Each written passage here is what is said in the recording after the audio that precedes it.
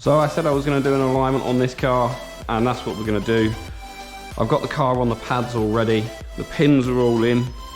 I'm going to do tyre pressure first. I'm going to put 35 psi all round for setting the geometry. I've looked at the car and I believe the car to be about 15 to 20 mil too low at the back and about 12 mil too low at the front. So I'm going to do suspension, raise the suspension up, and then drop it back down again, roll the car backwards and forwards a few times to let the suspension settle, and then put all of the pods on the car ready to do the alignment.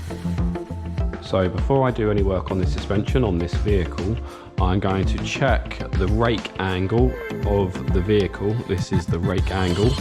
At the moment I've zeroed it with an angle finder at the moment, and I'm just going to put it on the door sill and just see whereabouts it sits. So looking at this,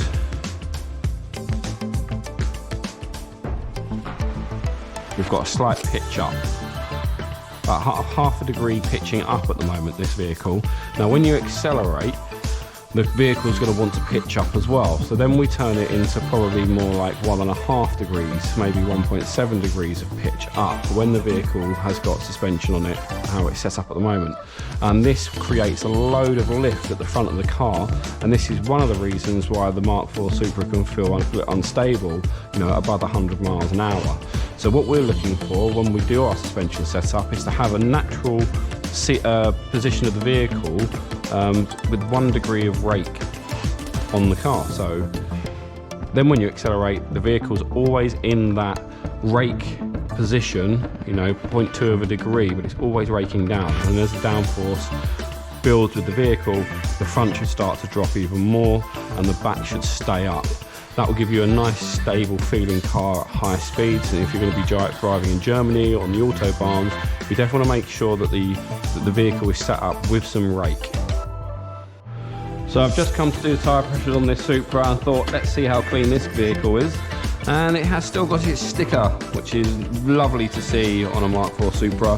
So I'm going to put 2.3 bar in the front and 2.3 bar in the back for doing the alignment process. Let's get that correct first, because it does all make a difference. Having the tyre pressures lower or higher will change how the car naturally sits. So I'm looking for 2.3 bar.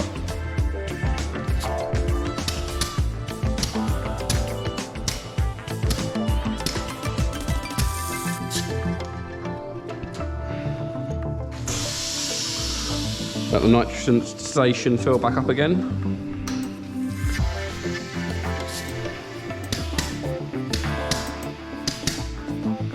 .3 bar on the money.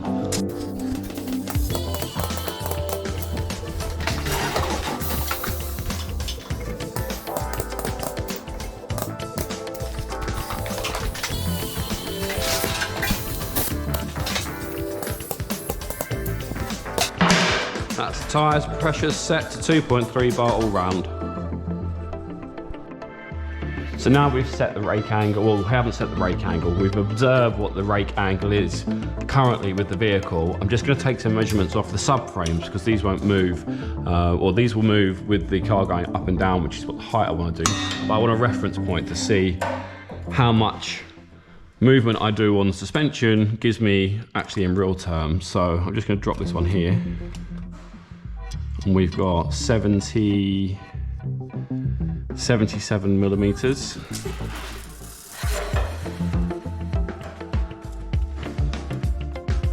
And 81 millimeters.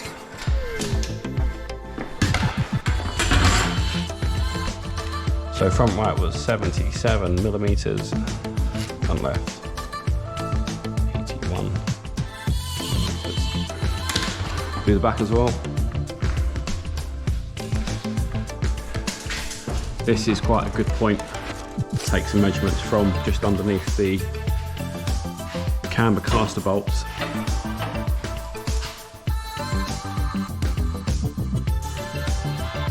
.153.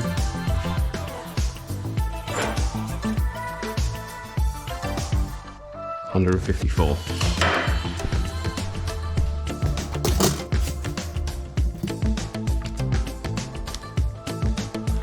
Right, now I know where the car started, and I've got a 0.5 degree pitch up.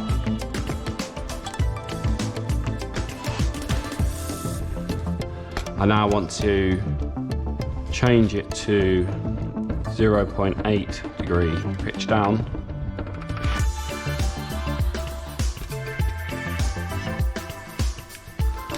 Equal out the front slightly with the heights, and we need to go up, I said plus 12 mil, and I'm going to do plus 20 on the rear, and we should have the pitch angle down. Let's go for that. So we're underneath this Mk4, let's go and jack it up.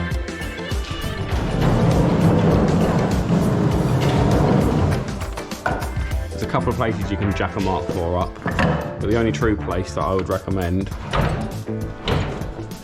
is where these seals triangulate. At the moment the car's quite low, it's very close to the exhaust here, so I need to be careful with this one. I have a feeling, yeah, these don't quite go high enough.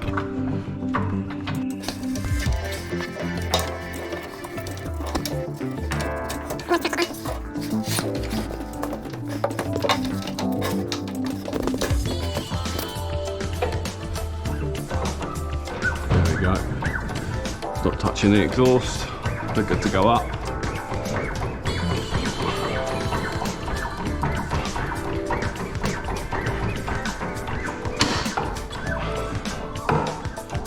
Make sure on your jacks you always hear it click, so you know that it can never fail if you get hydraulic line fail. These are stock facelift wheels. Use a panel fork, plastic panel fork, and just get in here.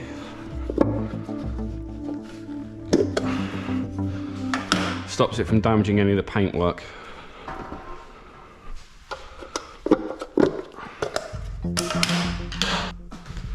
Because these are stock style wheels, they're a 21.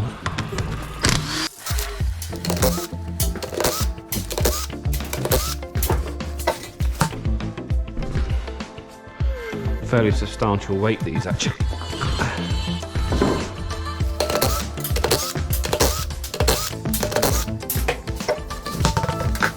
Got HKS Hypermax 4s, customer fitted them, so we're just going to dial them in. So I've got my HKS C spanners and a tape measure. You've got the main spring and the helper spring.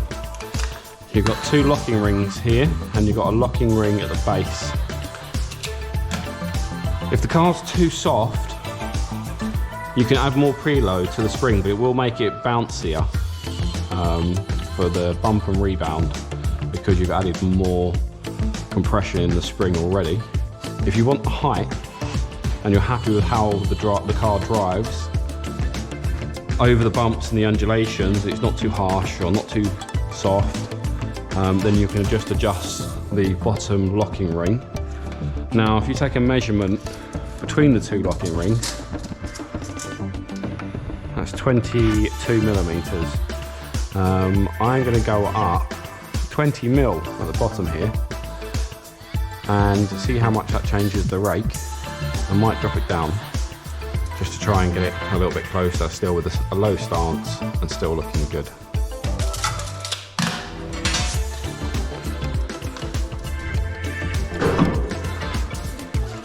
I've got my gloves on.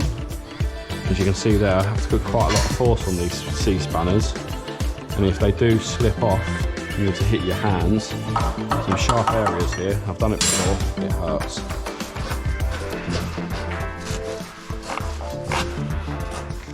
But as you can see, look, the boot's starting to twist up. So what we'll have to do now is just pop this boot off the top. Or the bottom, wherever it twists.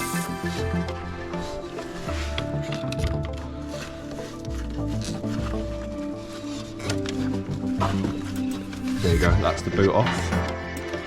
The locking ring's loose at the bottom. Now I can start going up.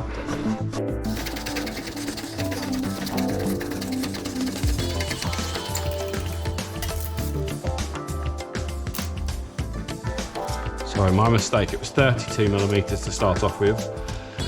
Now it's 40, so that's 8mm.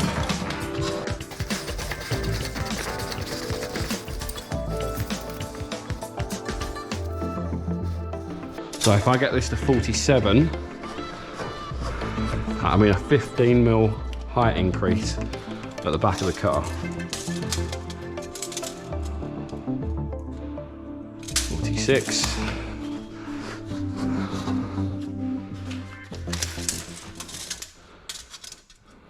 47.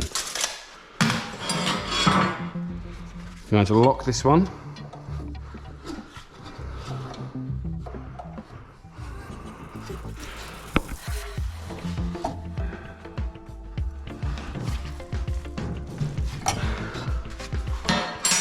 And I'm going to check, make sure this is tight whilst I'm here.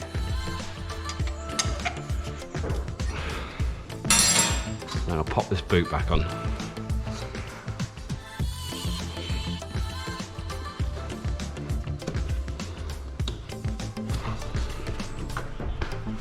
Now let's go around to the other side.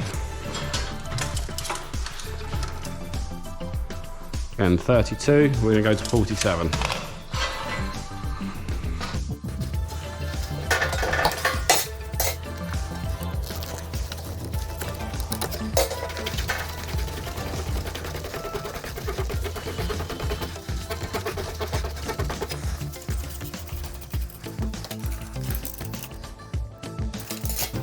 Four that was.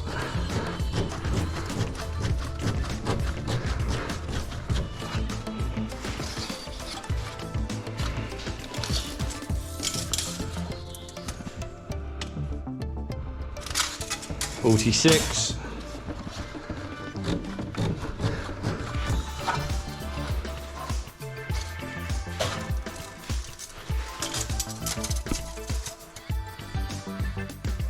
$47.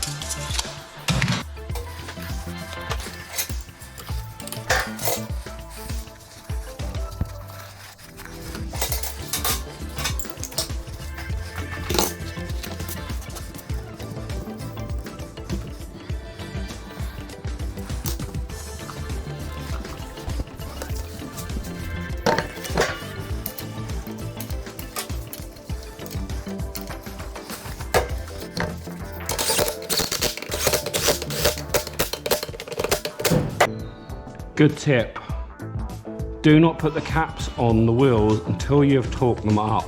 Make it mandatory that all the caps stay off the wheels before the vehicle leaves. You torque them all up and you put the caps back on.